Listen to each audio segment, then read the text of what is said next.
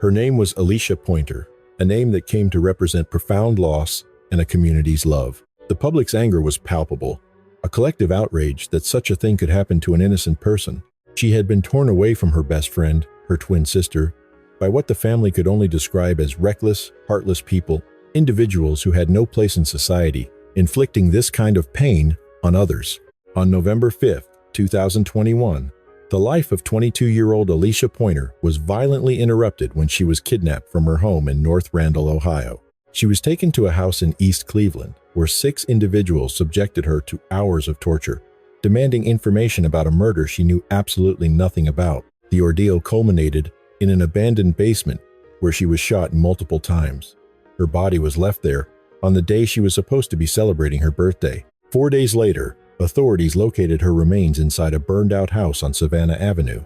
What investigators began to uncover would send a shockwave through the city of Cleveland. This was not a random act of violence. It was a calculated, coordinated plot that ultimately involved 8 people, a chilling assembly that included mothers, teenagers, and someone her own twin sister had once trusted like a brother. The discovery of a woman's body, believed to be 22-year-old Alishah Pointer, marked the beginning of an emotional ordeal for a family now shrouded in grief. That night, their calls for justice began to echo through the city. Mourners carried pink balloons and wore her picture on their t-shirts, a solemn procession that passed by the derelict house where authorities say Alishah Pointer's body was found. The sentiment was universal. These were reckless, heartless people who had no right to commit such an act. At a vigil held on a Friday night, her family and twin sister spoke through their pain. The anger was raw, a fury that an innocent person, a best friend, had been stolen from them. The 22-year-old had been reported missing on November 4th. Her body was discovered in the basement of the abandoned, fire-ravaged home on Savannah Avenue 5 days later. The family's plea was singular and absolute: justice for each and every person involved. In the beginning, justice appeared to move swiftly. The East Cleveland police arrested 6 people in connection with Pointer's murder. According to the investigators' narrative, the suspects abducted Pointer to extract information about a Cleveland homicide case. When she couldn't provide it, she was tortured and then murdered. A family's love now reserved for memories. It was a devastating week for the family of Alishah Pointer, a nightmare from which they could not wake. But through their faith and hope, they clung to the belief that her spirit was now free from the pain and suffering she had been forced to endure. She was free to live forever. But police announced the case was not yet closed. They were still searching for one more suspect. His name was Hakeem Ali Shomo, and there was a warrant out for his arrest. In the end, 6 people were arrested and charged as adults. All 6 were convicted, but 2 additional teenage girls, whose names were shielded by the courts, were processed as juveniles. They are already walking free. And in a final, chilling injustice, the person who started it all, the one who gave her name to save himself, is serving less time than the people who pulled the trigger. In a home video, the easy chemistry between Aaliyah and Alishah was evident. They were setting up to film a sister tag video, a light-hearted project where they would ask and answer questions about their life as twins. The recording captured a moment of pure, uncomplicated sisterhood. The first question was the one they always got, a question born of universal curiosity about their unique bond. Alishah explained that, to them, it was just normal. There was nothing extraordinary to feel. She dispelled the myths with a laugh, insisting they had no twin powers. She didn't feel anything when her sister got hit. She insisted that if Aaliyah cried, she wouldn't cry in response. There was no shared sadness, no psychic link. They did not, she claimed, have the same emotions. Aaliyah and Alishah Pointer were born just minutes apart on November 5, 1999, in Cleveland. For 22 years, they were inseparable, but on their 22nd birthday, only one of them would survive. And it was then that Aaliyah learned that she did feel something profound when her twin died. She felt the crushing weight of absence, the suffocating silence, as she celebrated a birthday alone for the very first time in her life. To comprehend the tragedy that befell Alishah, the clock must be turned back 3 days to November 2nd, 2021, in Cleveland's Slavic Village neighborhood. It was around 1 o'clock in the afternoon when 19-year-old Amina Shomo was shot and killed on Goodman Street in broad daylight. Amina had only just returned to school. His family said he had left the street life behind, his focus entirely on becoming a father.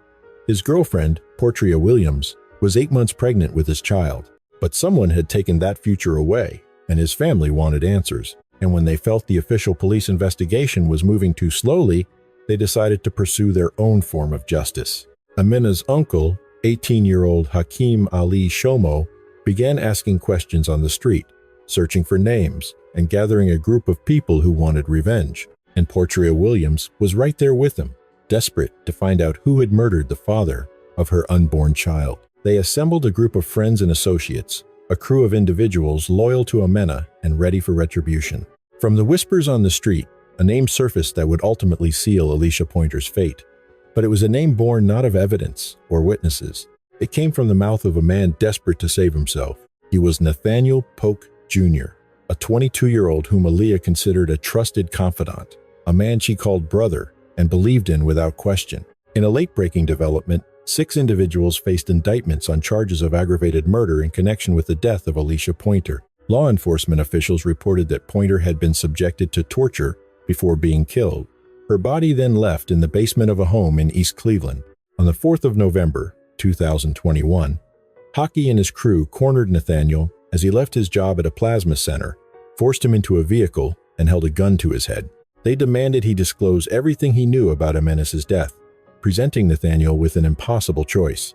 He could maintain his innocence, insisting he knew nothing and risk being killed, or he could provide them with a name. He offered the name of Alishah Pointer's ex-boyfriend, Colin, an individual with whom Nathaniel had a personal conflict. He implicated Colin, telling them he was involved, and even revealing his potential whereabouts. But when their hunt for Colin came up empty, a new target was proposed: his girlfriend. And so, Alishah Pointer's Instagram profile began to circulate among the group. She was a young woman with no connection to Amin's death and no longer any connection to Colin. Yet to Haki and Portria, she represented leverage. They began to orchestrate a plan, one that would involve multiple people, several vehicles, and a degree of cruelty that would later horrify the city. In the late evening of November 4th, a car carrying 4 people drove toward East Cleveland, near Glenmont and Superior. The occupants were 30-year-old Portria Williams, 17-year-old Destiny Henderson, 22-year-old Nathaniel Poke Jr., and 18-year-old Hakeem Ali Shomo. 2 of them were armed. Their plan was not to go directly to Alishah's home. They first needed a lure, someone Alishah would trust enough to come outside for without suspicion. They found their bait in 2 young women, discovered sitting in a driveway. The women, ages 21 and 25, were later identified as Turquoise Jackson and Tashara Harris. Destiny and Hockey approached with guns drawn, forcing them at gunpoint into separate cars. It was a sudden, violent abduction, executed without a word of explanation or any warning. While Tashara was released a short time later, they kept Turquoise because she and Alishah knew each other. They were friends. Turquoise was driven to Alishah's location in North Randall and was coerced into making a phone call, instructed on exactly what she had to say. With a firearm aimed at her, Turquoise complied, seeing no other way out of the terrifying situation. Alishah came outside and saw Turquoise, assuming her friend just wanted to talk, and she approached the vehicle without a second thought. Then, the doors locked, the masks came down, and she understood, far too late, the true nature of the trap. They took her to Portria Williams' house in East Cleveland, the same home where Amin's baby was meant to have been raised, and Turquoise was made to witness the horror that followed, an ordeal that would inflict a trauma she would carry for the rest of her life. More accomplices were waiting inside the house: 33-year-old Britney Smith and 18-year-old Anthony Bryant, a senior at Randall Park High School, who was set to graduate that December. He was merely a teenager, drawn into a situation far darker than he could comprehend. 6 people now stood over a single 22-year-old woman who had no comprehension of why she had been brought there, and the interrogation commenced. They pressed her for information about Amina's death, demanding names and the location of Colin's hiding place. But Alishah possessed no answers. She knew nothing about the murder, was no longer with Colin, and had no information to give. They refused to believe her, convinced she was lying to protect Colin, and the questioning devolved into shouting. The shouting turned into threats, and the threats erupted into violence. They used fists, feet, and objects, with multiple assailants taking turns beating her. Hours crawled by as Alishah pleaded with them to stop, begged them to believe her, and prayed they would let her go. But the group of 6 had crossed a threshold from which there was no return, and at some point in that night, they concluded they could not allow her to walk away. She had seen their faces and knew their names. If she lived, she would go directly to the police, ensuring they would all face prison for what they had already done. And so, they descended further into brutality. Prosecutors alleged that Britney Smith wrapped Alishah's face with clear tape as the torture continued. Forensic evidence would later corroborate this, confirming Smith's fingerprint was on that very tape. Alishah Pointer, known to her family and friends as Tammy, was born on November 5, 1999, in Cleveland and grew up in a close-knit family in North Randall with her mother Erica, her twin Aaliyah, and her sisters. She was a natural caregiver, having worked in nursing homes, assisting elderly residents, and in daycares looking after children, and her family said she had a rare gift for understanding the needs of others. She had a history of helping families find missing children and of bringing endangered kids to safety. The irony is profound. A woman who had spent her days safeguarding vulnerable children was ultimately murdered by two women who were mothers themselves, women who had given life and supposedly understood the instinct to protect. At 22 years old, Alishah had a future she was actively building. She was enrolled in an IT certification course and kept journals filled with her documented goals. She planned to open her own online clothing business, and her sister recalled that she was finalizing the last details before its launch. At the time, her twin, Aaliyah, was 8 months pregnant, and Alishah was deeply joyful about the prospect of becoming an aunt. She was a constant presence in her pregnant sister Aaliyah's life, sharing in the anticipation of the baby that was soon to arrive. By all accounts, she was a kind and caring soul, a person who truly listened when someone needed to talk. She possessed a rare ability to find the good in people, irrespective of the face they showed to the world. She saw it even in those who were undeserving, even in the very people who would orchestrate her final betrayal. Her mother would later articulate this in court, stating, "Alishah saw goodness in everybody, even the worst people she encountered in life." A social media post materialized, one its author never imagined writing. On November 4th, at approximately 12 o'clock midnight, her twin sister was last seen in the company of a female acquaintance and had not been heard from since. The explanations she received were a fractured mess of contradictions. The day that should have been a celebration became a void. She was forced to endure her own birthday without her other half. Her twin was somewhere else, somewhere she was not meant to be, marking their shared birthday in unknown peril. The reality was stark. Her sister was truly missing. This was not a stunt, not a misunderstanding. The chilling fact of her sister's absence on the one day that bound them together was a truth she could not yet bring herself to fully process. Her focus narrowed, her suspicion hardening around three individuals who, she felt with absolute certainty, held the key to her sister's location and the truth of what had transpired. She watched as online profiles suddenly went dark, as pictures posted since her sister's disappearance were systematically scrubbed from the internet. She issued a warning, a digital promise.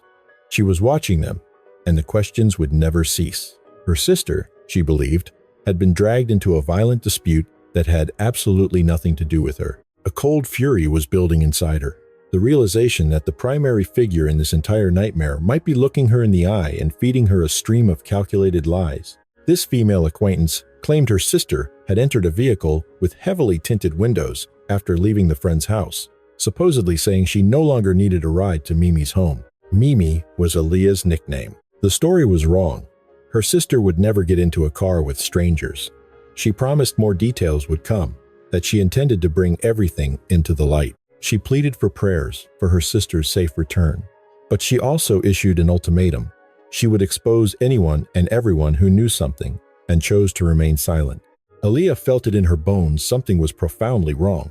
Her twin would not simply disappear, especially not on their birthday. She wouldn't be ignoring a flood of frantic calls and messages. She would never leave her sister, 8 months pregnant, to suffer in a state of agonizing uncertainty. Then came another post from Aaliyah, this one crossing a line from which there was no return. She named them, calling out the people she was convinced were responsible, and among those names was Nathaniel Poke. He was someone she had once called a brother, a person who held her complete trust. Now, street rumors were swirling, connecting him to the unthinkable. Her post was a direct accusation. "Y'all had everything to do with my sister, Nathaniel Poke, Destiny Henderson, Hakeem Ali Shomo." She continued the list, implicating others, referencing surveillance footage from her own apartment building that captured crucial moments. She had seen the footage herself. She saw her sister walking out of the building. The cameras had recorded the vehicles.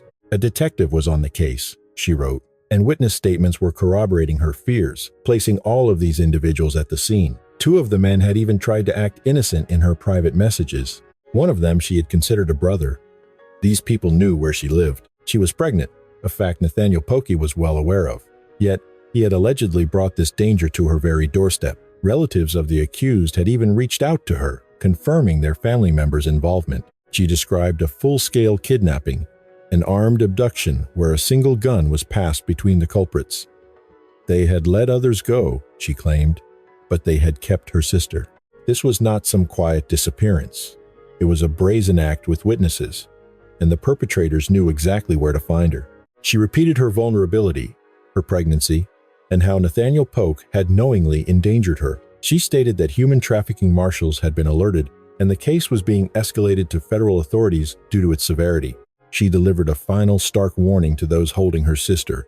All of y'all will be doing serious jail time if y'all want to keep my sister any longer. Bring my sister home. But as Aaliyah typed those desperate messages, broadcasting names and pleading for an outcome she couldn't live without, that outcome had already been decided. The decision was made inside Portria Williams' residence on November 4th. There was no possibility of turning back.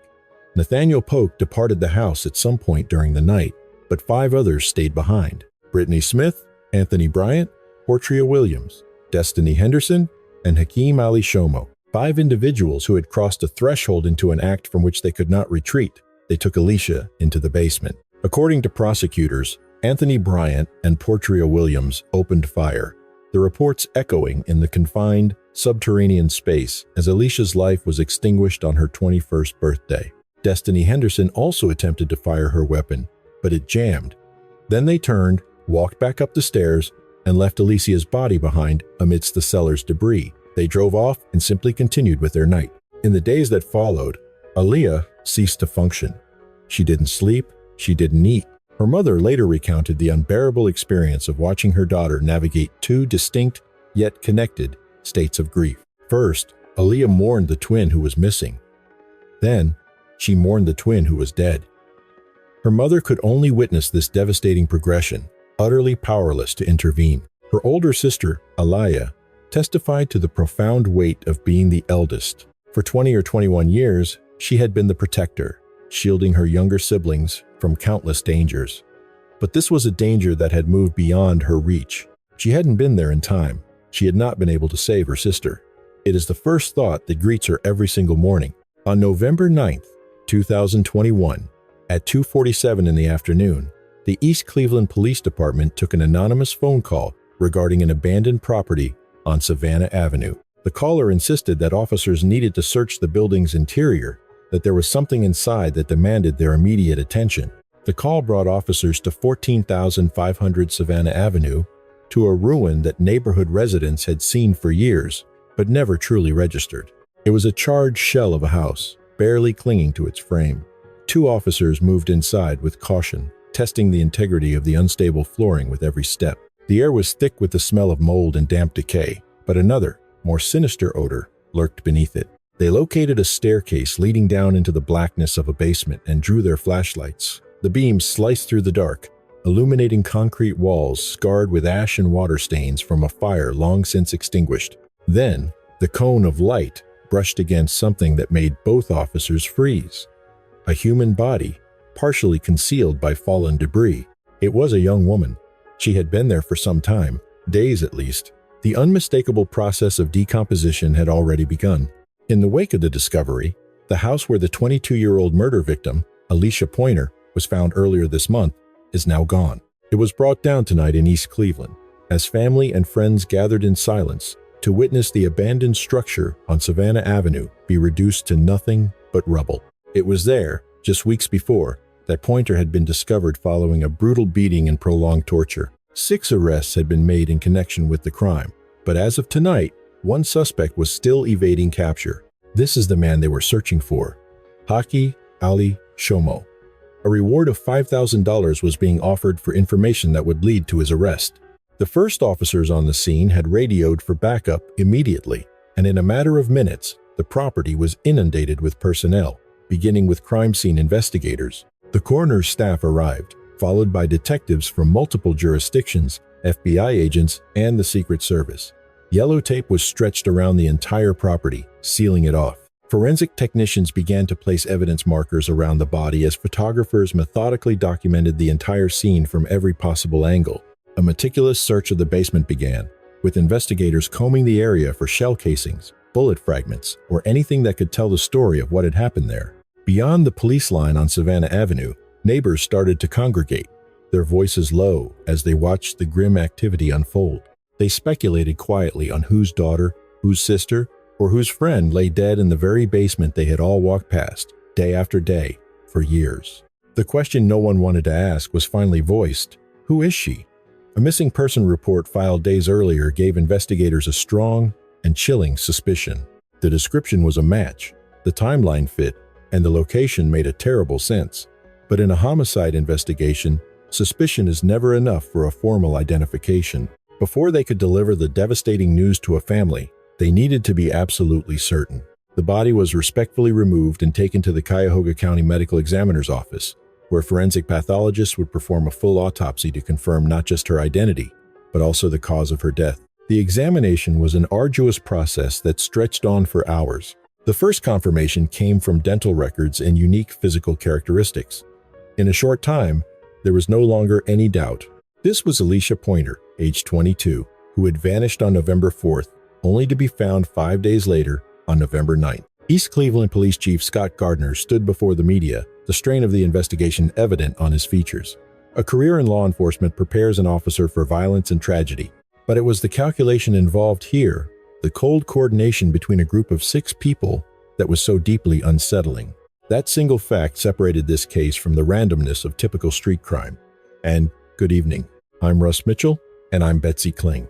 We're starting with an update tonight on the search for the individuals involved in the kidnapping and murder of 22-year-old Alishah Pointer. The investigation has now evolved into an all-out manhunt for one of the key suspects accused in her death. Police have stated they intend to corner every part of Northeast Ohio to find him. Lydia Esparza reports with the latest. 6 individuals have now been apprehended in connection with the murder of 22-year-old Alishah Pointer. Hakeem Ali Shomo, who authorities theorize may have been the group's leader, is the one who remains at large. East Cleveland police have announced that an intensive manhunt for the 18-year-old is imminent, with support from the FBI, the U.S. Marshals, and Cleveland police. They made it clear there would be nowhere for him to hide. Meanwhile, 4 of the captured suspects made a slow, deliberate procession into a courtroom: Britney Smith, Portria Williams, Anthony Bryant, and Nathaniel Poke Jr. A judge informed them, "The charges you are faced with are all felonies." The group is formally accused of taking part in the torture and subsequent murder of Pointer. Official records indicated that some, possibly all of them, were facing charges of aggravated murder. The coroner had determined Pointer died as a result of multiple wounds. Pointer's family was shattered. A gag order is now in place, but not before their raw grief was made public. She did not deserve that. She did not deserve that at all. And I hope every last one of you rots in hell.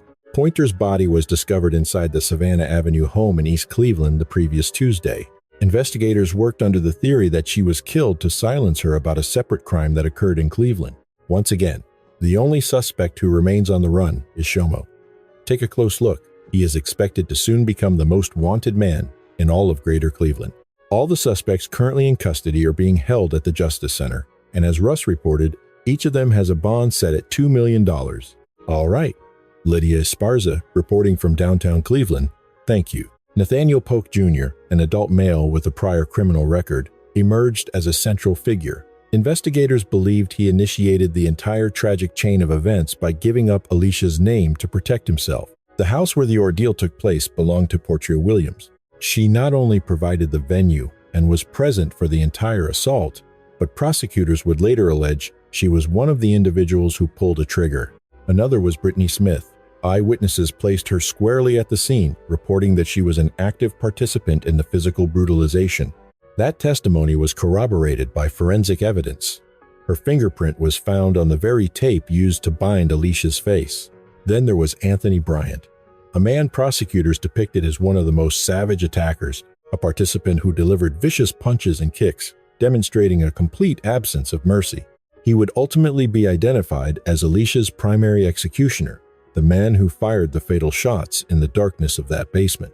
Hakeem Ali Shomo was also implicated as a shooter, his name surfacing through witness accounts. His fingerprints offered a silent confirmation, discovered in the basement on Savannah Avenue, precisely where Alishah's body was found. And finally, Destiny Henderson, just 17 years old at the time of the crime. She was accused of brandishing a weapon during the abductions, forcing the women into the cars. According to the prosecution, she also tried to shoot Alishah in that basement, an act that failed only because her own weapon jammed. On November 19, 2021, all 6 defendants were brought into a courtroom for their arraignment, each facing charges of aggravated murder, kidnapping, and conspiracy offenses that could lock them away for life with no chance of parole. The judge set a staggering bond, $2 million cash for each defendant. In reality, it was a sentence in itself, ensuring they would remain behind bars unless they could produce an astronomical sum of money or find a bondsman willing to take an extraordinary risk. In the courtroom, Judge Dawson addressed the assembled defendants, confirming they had been given sufficient time to consult with their legal counsel. He began by outlining one of their most fundamental protections, the right to an attorney. The judge then explained their right to remain silent, clarifying that when called upon, they were only required to rise and stand before the court. He stressed that they were under no obligation to make any statements whatsoever. They could simply remain silent. Any communication, he advised, should be channeled exclusively through their defense attorneys, reinforcing the dual shields of legal counsel and silence. Next, he informed them of their right to a preliminary hearing. He described this as a proceeding where the prosecution would have to present enough evidence for the court to understand the events that transpired in East Cleveland to establish that a felony had occurred, and to show a plausible connection to each defendant, justifying the case's transfer to the higher county court. The judge was careful to explain that this hearing was not about determining guilt. Its purpose was simply to demonstrate that the crime was more serious than a misdemeanor, as his court's jurisdiction was limited and all felonies had to be adjudicated at the downtown courthouse. He presented them with a choice. They could proceed with that hearing, or, after conferring with their lawyer, they could choose to waive it. He made it clear that waiving the hearing was not an admission of any wrongdoing. It was merely an agreement to allow the case to be sent directly to the county. A bond would be set, a court date scheduled, and the legal process would begin at the county level with the presumption of innocence still fully intact. The judge then turned to the attorneys, asking if they were prepared to begin. With an affirmative, the first case was called Docket Number 21, CRA 00945, the City versus Portria Williams. She was directed to step forward to the center of the courtroom. The record was corrected for her first name, Portria Williams. The judge then addressed Miss Williams directly. He read the formal complaint, alleging that on or about the 5th through the 9th day of November, 2021, within the city of East Cleveland, she did purposely cause the death of Alishah Pointer, a violation of Ohio Revised Code 2903.02a. The state was charging her with 1 count of murder, a crime carrying a potential sentence of 15 years to life in prison and a fine up to $25,000. The judge then confirmed with Miss Williams' attorney that they had conferred on the matter. Her lawyer stood and informed the court that Miss Williams was entering a plea of not guilty and was prepared to waive the preliminary hearing, requesting that the bond be set. The judge formally accepted the waiver from Miss Williams. He again reiterated that at this stage, she was still considered not guilty and the case would be transferred to the county. The next court date was set for November 19, 2021, on the 12th floor of the Justice Center at 9:45. He provided a written reminder so she would know where to go if she made bond, and if she didn't, the date served as official notice for when she was next due before a judge downtown. The judge then asked the prosecutor to speak on the issue of bond. The city's attorney respectfully asked the court to consider a reasonable bond. He noted that Miss Williams appeared to be a lifetime resident of the county. She was approximately 30 years old.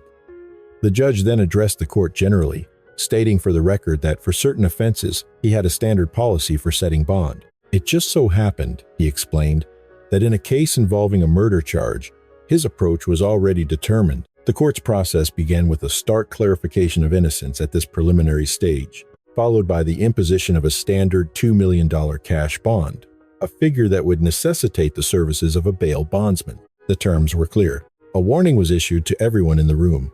Upon transfer to the county, a new judge would preside, one who could decrease the bond, or just as easily increase it, as they would see the case through to its conclusion.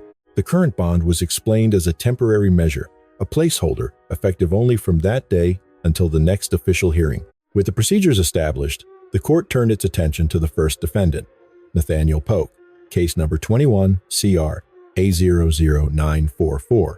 The morning's grim formalities commenced. The clerk read the allegations, a chilling account claiming that between the 5th and 9th of November 2021, within the city of East Cleveland, Nathaniel Poke had deliberately caused the death of Alishah Pointer, a violation of Ohio Revised Code 2903.02a.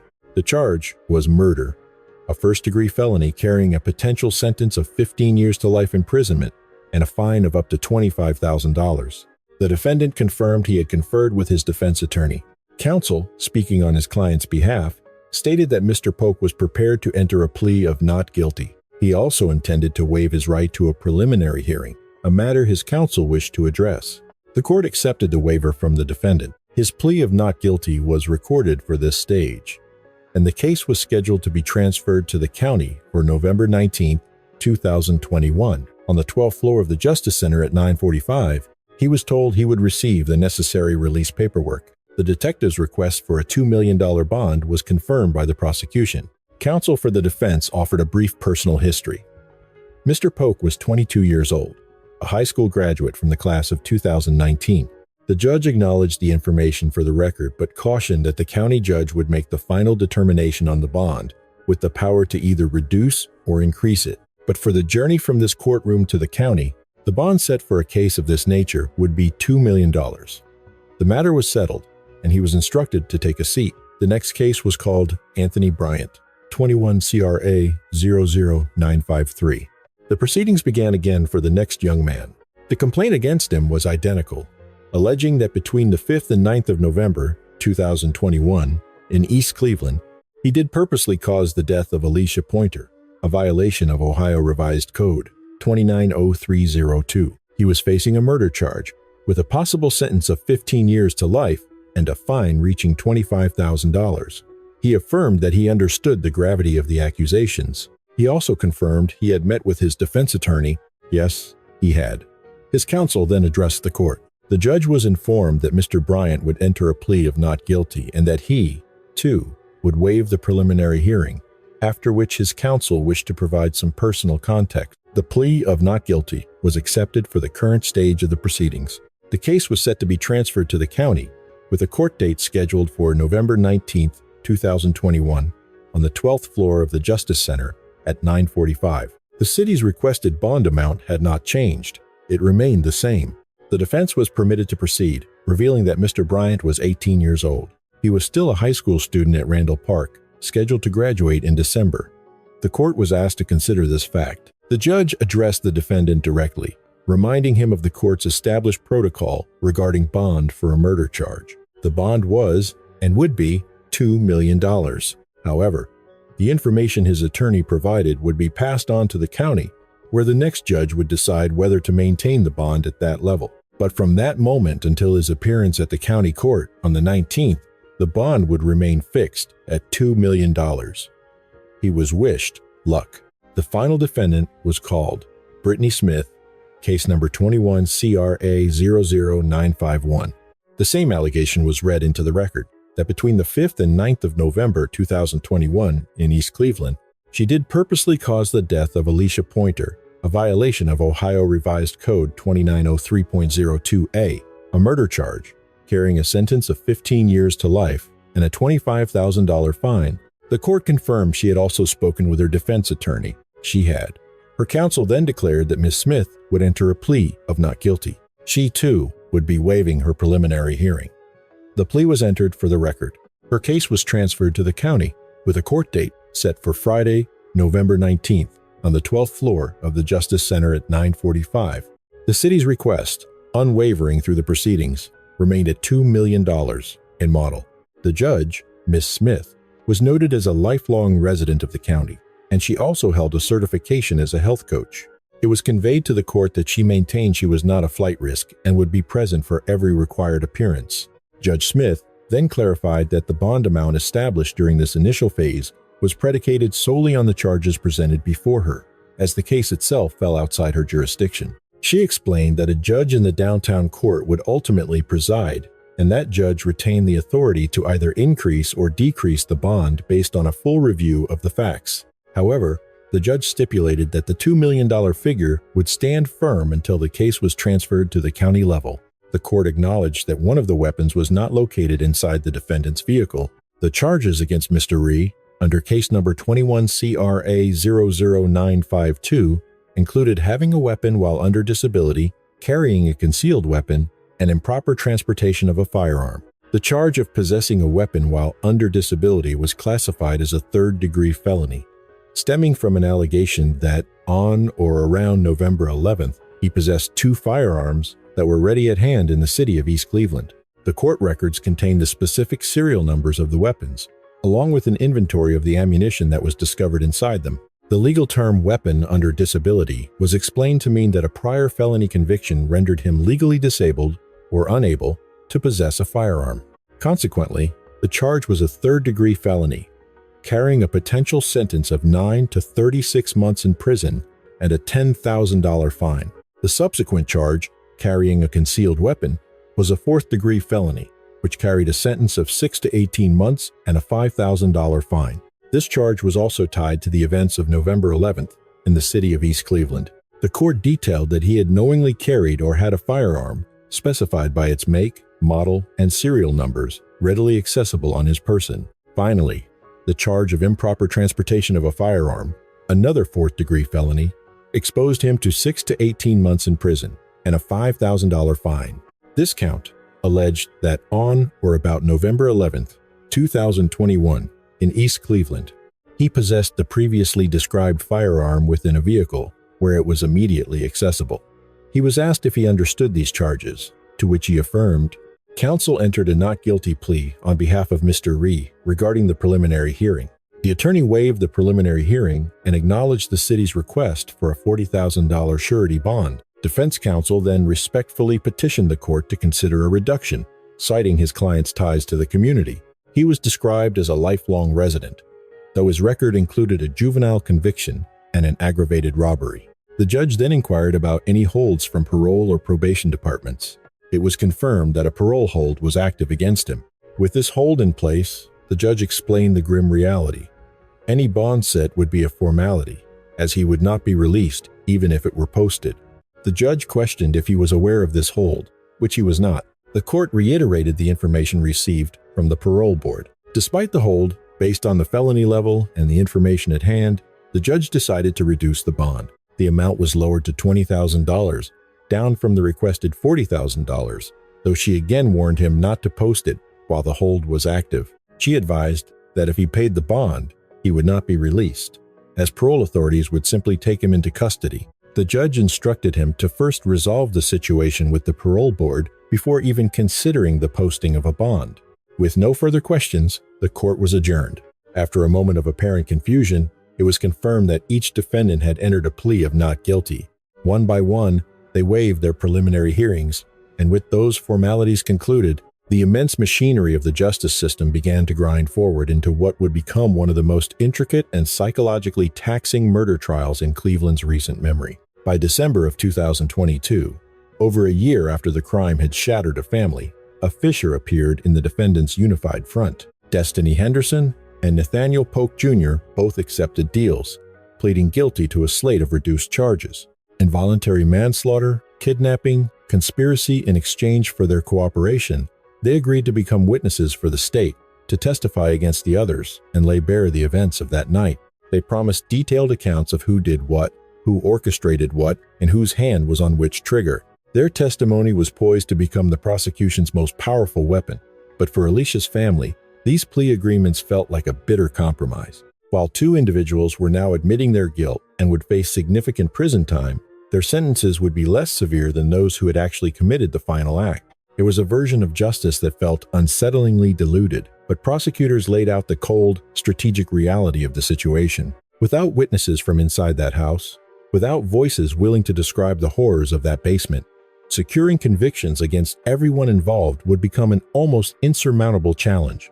It was a grim calculus, Sometimes lesser players are given deals to ensure that the primary architects of a crime receive the maximum possible punishment. The four who remained, Anthony Bryant, Britney Smith, Hakeem Ali Shomo, and Portria Williams, were not prepared to yield. They held to their positions of innocence, preparing for a protracted legal war and retaining defense attorneys to challenge the state's case at every turn. In October of 2025, almost 4 years after Alishah's murder, the first domino fell. Britney Smith officially entered a guilty plea to charges of aggravated murder and conspiracy. She had recognized the overwhelming weight of the evidence marshaled against her and chose the certainty of a plea agreement over the risk of a life sentence without parole. In a prepared statement, she acknowledged that no collection of words could ever alleviate the profound pain caused by the tragedy. She explained her state of mind, claiming she wasn't thinking clearly, that her emotions were a maelstrom following the loss of her own loved ones. According to her account, a series of small events spiraled into an uncontrollable catastrophe, an outcome that she insisted never should have reached such a horrifying conclusion. For her part in it, she offered a declaration of deep remorse, clarifying that while she was not the one who pulled the trigger or conducted the kidnapping, she bore a heavy burden of responsibility. Her silence, she admitted, was a fatal error. Her failure to speak up had cost Alishah her life, a fact that haunted her thoughts every single day, forcing her to replay how she might have saved her.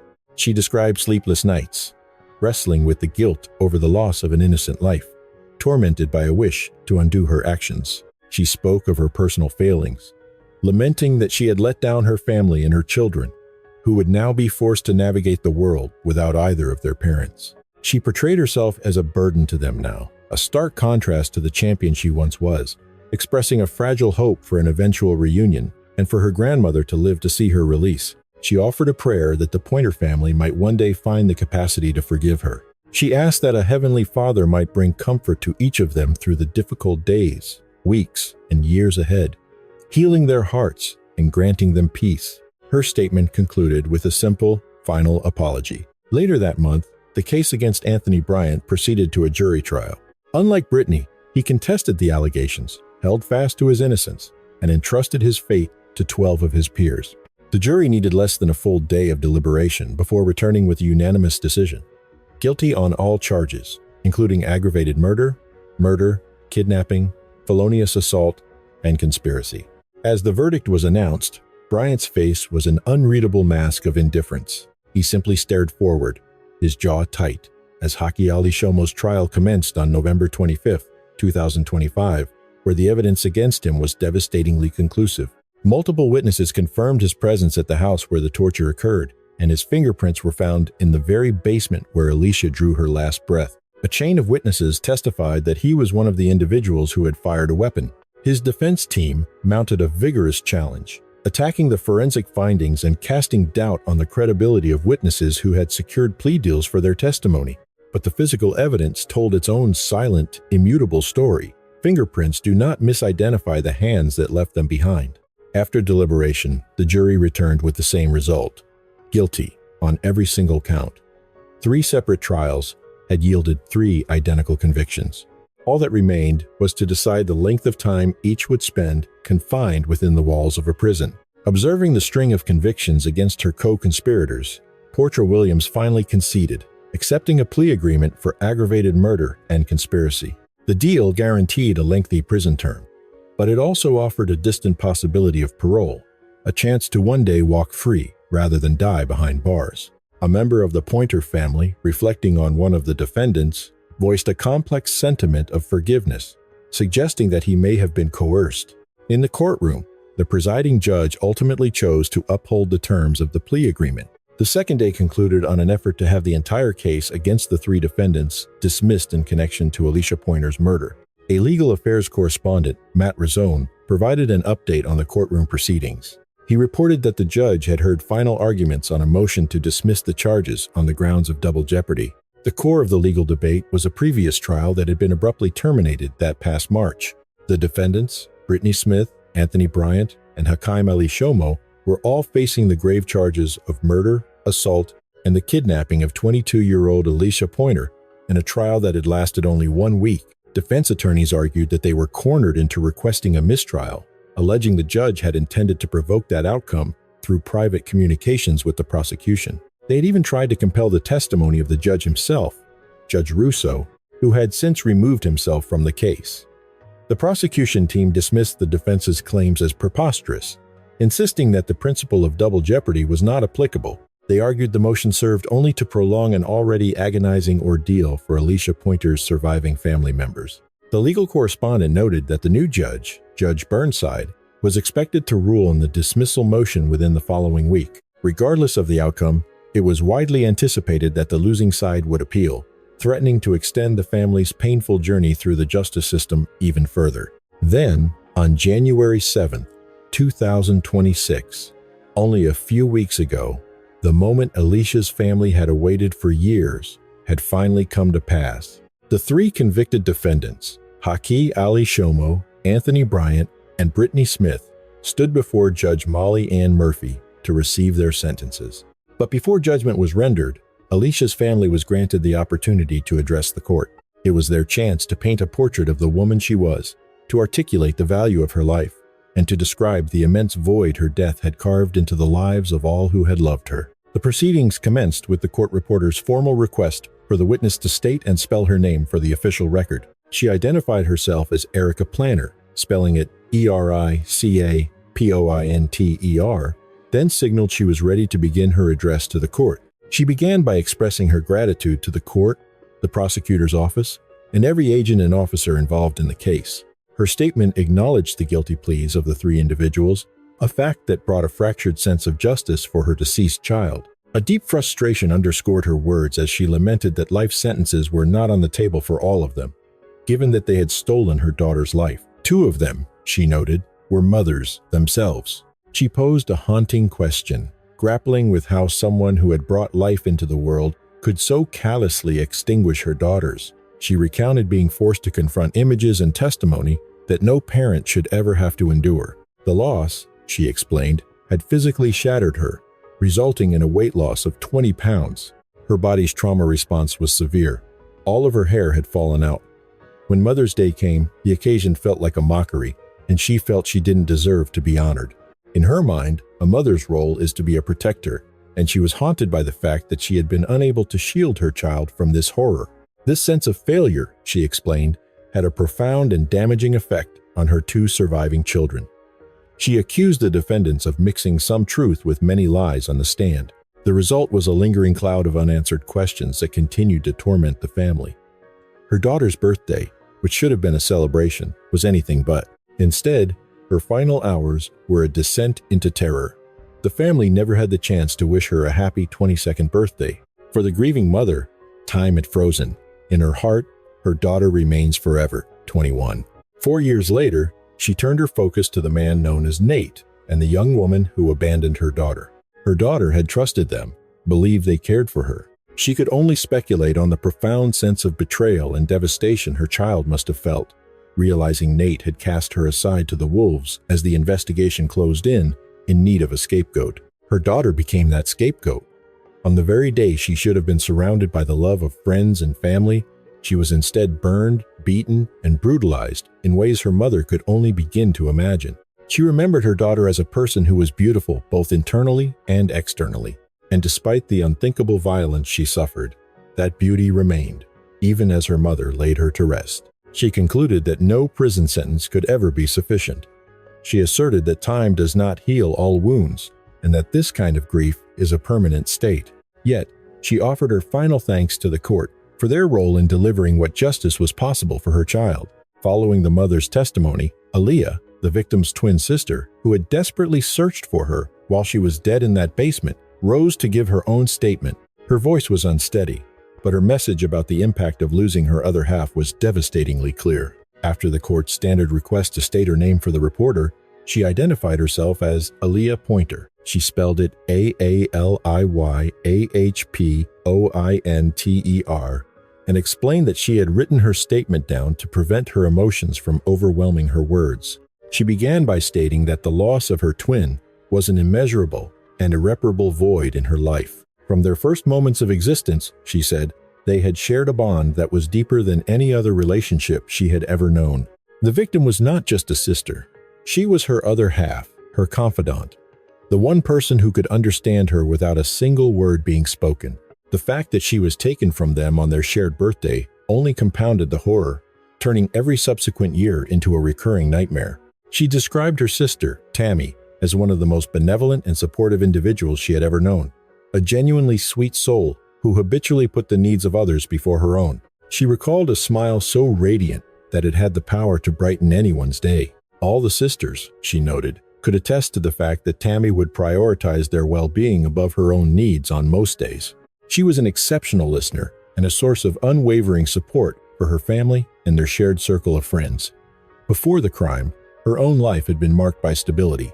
She could go to work without incident, sleep through the night, and she fundamentally trusted people. She had felt a sense of security in the world. Since the crime, all of that had vanished. She revealed that at the time of her sister's murder, she was pregnant with her son, and Tammy had been ecstatic about becoming an aunt. Her twin had been an active part of her pregnancy, constantly checking in and sharing in her excitement for the coming baby. A deep and profound sadness now comes from knowing that her son, and now her daughter as well, will never get to truly know the person their aunt was. She sees her sister's reflection when she looks at her own children. She is also burdened by the painful certainty that one day she will have to explain to them who their aunt was and the violent reason for her absence. A future conversation she dreads. The weight of that inevitable discussion is a heavy presence in her life. And the crime's aftermath has taken a severe toll on her emotional and psychological health. Her testimony included a formal diagnosis of post-traumatic stress disorder and anxiety, along with a recurring depression that she described as ambushing her without any warning. She is plagued by nightmares, flashbacks, and panic attacks. She described waking from sleep to find she had stopped breathing, a terrifying sensation that feels like dying. These episodes, she explained, tend to occur when she is completely alone, making her feel as though she is trapped in a timeless loop of trauma. She described a feeling of never truly carrying her own burdens, and when in public, she is often recognized as the victim's twin sister, forever linked to the tragedy. This loss of anonymity is a frightening reality, forcing her to constantly confront her personal trauma in her professional life. She spoke of a pervasive sense of dread that followed her everywhere. There were moments, she confessed, when she felt profoundly unsafe. The knowledge that people who knew those responsible for this act were still out there created a constant, simmering fear. A haunting paranoia took root, a feeling that someone, somewhere, might be coming for her. Sleep offered no escape, as nightmares of the defendants became a recurring torment. In these visions, they were kidnapping her or trying to tear her sister, Tammy, away from her, forcing her to relive the final, horrific moments. When she was at work or out in the world, these graphic images would intrude, making it nearly impossible to concentrate on her job or on anything at all. She stated plainly that her sister's death had permanently fractured the landscape of her life. Her grief was twofold: for the person her twin was, and for the future that was stolen from her, for the shared life they were supposed to live out together. The loss had fundamentally rewired her existence, how she slept, how she worked, her ability to trust, and even the way she navigated the world. Tammy's life, she insisted, had value. She was a person deeply loved, and her absence had inflicted a lifelong agony upon those she left behind. Acknowledging that nothing could reverse the events, she stressed that accountability was paramount, and she implored the court to weigh the depth and permanence of this impact when deciding their sentences. Her voice fell silent. A quiet "thank you," an apology for her sorrow. Acknowledgement was given. In the solemn courtroom, Judge Molly Ann Murphy had absorbed every word.